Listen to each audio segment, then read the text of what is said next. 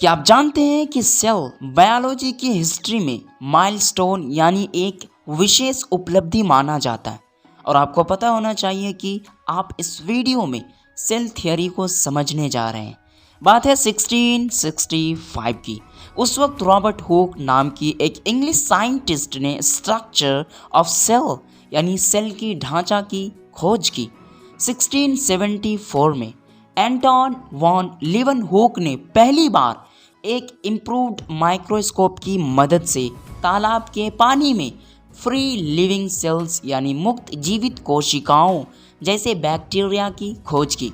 बाद में उन्होंने प्रोटोजोन्स, रेड ब्लड सेल्स और ह्यूमन स्पर्म सेल्स के बारे में भी बताया। 1831 में रॉबर्ट ब्राउन ने सेल में न्यूक्लियस की खोज की। उस समय ये भी पाया गया था कि सेल्स एक तरह की लिमिटिंग स्ट्रक्चर से घिरी होती है जिसे सेल मेम्ब्रेन कहा जाता है। ई परकिंजे ने प्लांट सेल्स में सिमिलर मटेरियल को ऑब्जर्व किया जिसे प्रोटोप्लाज्म का नाम दिया गया। 1838 में एक बॉटनिस्ट एमजी स्लाइडन ने देखा कि पौधों का शरीर सेल से बना होता है।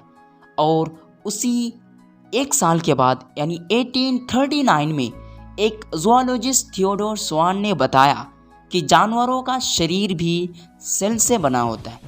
ज़ूलॉजिस्ट थियोडोर स्वान ने पाया कि सेल वॉल को छोड़कर एनिमल सेल्स थोड़ा ज़्यादा प्लांट सेल से मिलता जुलता है क्योंकि उनका न्यूक्लियस एक सेल मेम्ब्रेन से घिरे एक क्लियर सब्सटेंस में प्रेजेंट होता है। इन फाइंडिंग्स यानी निष्कर्षों से सेल थ्योरी का बेस बना।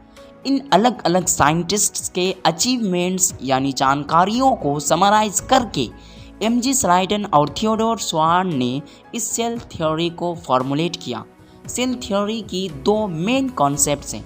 Number 1, all organisms are made up of cells, सभी जीव सेल से बने होते हैं। Number 2, cells are the structural and functional units of organisms, यानी बनावट और काम के आधार पर सेल्स जीवों की फंडामेंटल यूनिट यानी आधारभूत इकाई है। 1858 में रुडोल्फ विर्चो ने ओमनी सेलुला ए सेलुला का आइडिया दिया जिसका मतलब होता है all the living cells arise from the pre existing cells, यानी कि सभी जीवित सेल्स इस रोए ज़मीन पर पहले से मौजूद सेल से उत्पन्न होती है। और ये कॉन्सेप्ट एक्चुअल में सेल थ्योरी का मॉडिफिकेशन है।